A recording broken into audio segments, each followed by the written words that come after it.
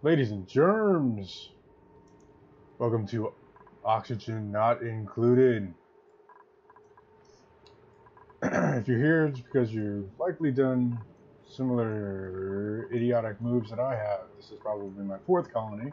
If you play the game at all, you know you start with a little colony to begin with, and you gotta dig. So I just figured I'd tell you, give you some random advice. Here we go. To begin the game, you want to start off, you get to pick 3 of your colony inhabitants, and you'll want them to have specialties in the learning, digging, and building specialties to begin with, because right at the beginning, all you're going to be doing is building out a giant cavern. Once you get there, dig, get it going. I lost my first group because I really wasn't worried about how they were going to the bathroom and such. So by round 3, make sure you get the basic toiletries. That would be the ones you begin with is an outhouse and a basic wash basin. You want to get this to begin with. Probably by round 3 you want that, because after round 2, I think they actually start defecating on the floor, and you've got to mop it up, and it gets all disgusting and stressful for our little dupes. Beyond that, you need to worry about food. One of the most common things you'll come across is mealwood. Mealwood is great because it can live in almost any environment. Here I've killed off some because the temperature's gotten too high. But what's great about mealwood is you can put it in planters, it can live in carbon dioxide, which is great for having it around your electricity setup once you get it going. And what's even better than that is the root that comes from it is nutritious on its own, so they can pick it up and eat it right off the bat. To begin with, though, you're going to have to get one of these micro mushers going. You don't need a cook for this, you just get it going, get started. You'll have to start with this mush bar. It's horrible, literally made of dirt and water. It is a little bit of calories, but it is grisly and causes diarrhea. So you only want to start with that, to just get them fed a little bit. Once these start growing up, and you can harvest them, it takes about 2 of these to make a lice loaf. This is really where you're going to want to go. 2 of these seeds per lice loaf cause 1,700 calories. It's terrible at a 0, but it doesn't have a defect. And that's what you want to go after. Like I said, they can actually eat the seed right off the plant if they're starving.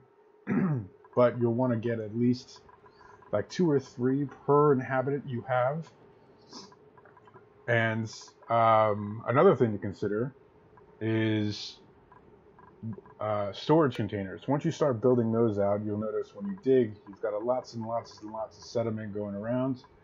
This causes actual stress to your environment. Mine's sitting at 50%. It ranks the the top stressed individual. I've got 49 there. This guy way down here. To alleviate stress, you want to keep your place nice and tidy, give them showers when you can. Try to avoid germs, if at all possible. That's these bad boys down here. The speckles just flying around. They'll automatically start cleaning on their own, but what I was getting about with the storage containers is you can prioritize items. You can also set what you want. From the beginning of the game, I just select all so everything gets put away.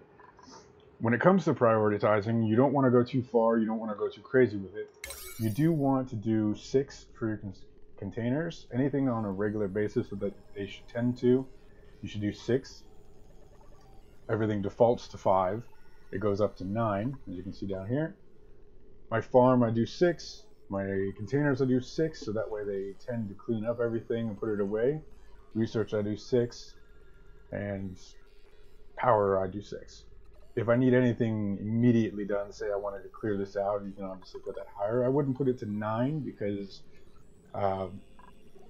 making something too much of a priority, they literally will leave everything else away. Speaking about the priorities, don't over prioritize anything. This is the only thing in my base that's a 7, and that's because I want them to start building. Oop.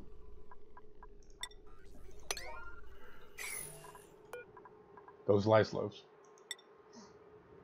I want them to prioritize making those. Obviously right now I'm doing pretty bad, but that's the reason I'm making this video. Next in mind, you want to build with scaling. So when you start, you've got this little tiny area, you start digging out, you start laying some bricks. It's best to go with bricks. Don't leave bare ground, because this actually adds to the decor, which helps lower the stress. And if they clean up and nobody's vomiting or defecating on the floor, you're not doing too bad. You finally get some more people. When you do get new people, like we have here, you'll want to get somebody that is an artist. You can build sculptures and paintings. These help bring down your stress, which actually has a pretty big, there we go. It actually has a big impact, because the more stressed somebody is, that's when they start vomiting, that's when they start having their issues.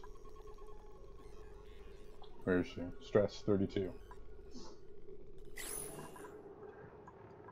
You'll eventually want to get some things to alleviate that. The massage table is good for that. They'll go there once they hit a threshold, minus 50, and then they'll stay there until it's 0. And that does pretty well. I haven't needed to do too much aside of that. Like I was saying, scale in mind. When you start the game, try to stay away from the green areas. The slime, that's the most polluted areas. I didn't know much about this when I started. There's two kinds of pollution. There's the slime. You can see it says slime lung. That cannot be cured. It has to be done by oxygen intake. You can see down here, this was all green, but because I had it in a very oxygenated area, the slime lung kind of dissipated from there. What's better to go after is the purple areas. Got a lot of good stuff down here. Coal, granite. You'll make isolated stuff with all the purple stuff. This is way more resourceful than all this green stuff. Put water there. I haven't come across any. Is it this? This one.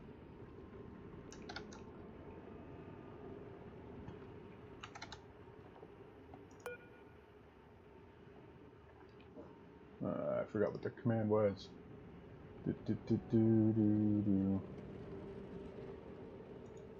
Huh.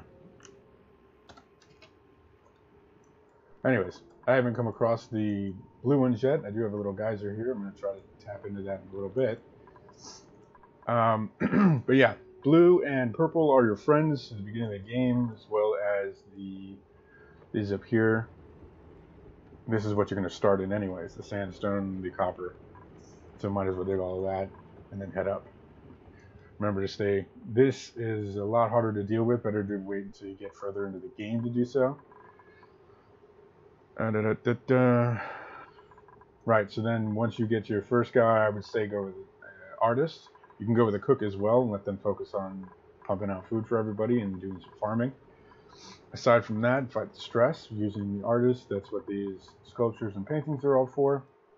When it comes to electricity, they do produce a lot of heat, so you'll want to be cognizant of that. And oh my god, the heat. Once you get to a certain level, it is just a game stopper. You will end up doing so much research and prepare to become at least a little bit more knowledge in thermal dynamics, just by all the research you'll probably end up doing, just like I have. You know, it's very realistic in the way that gases are lighter than others. Hydrogen floats to the top, then you've got your oxygen, then you've got polluted oxygen sits below that, then you've got carbon dioxide and natural gas. and they stack on top of each other, and the top ones always go to the top left. The colder, heavier goes to the bottom right, and that's just how the game is run. The heat is the biggest issue that I'm dealing with right now. It's caused me such an issue that my plants are not growing, and I'm worried that I'm about to kill off my colony. So here I am in debug mode. You don't get this usually. You don't get this screen in regular mode. I'm in debug mode to test out a few things. In this next episode that I'm going to be live streaming here, I'll be going through and tackling my stupidity, trying to test different ideas, different thermal properties, see what's the easiest, cheapest way to get some cooling run throughout the entire area. Probably just going to focus on water cooling and then pumping it through the farm area and my electricity area. Once I get that tackled, I'm going to see if I can tap into this geyser. I hope this was at least informational for somebody. I know I could have used it, and hopefully it gives you some insight on what to do, or at least how to progress. Thanks for watching.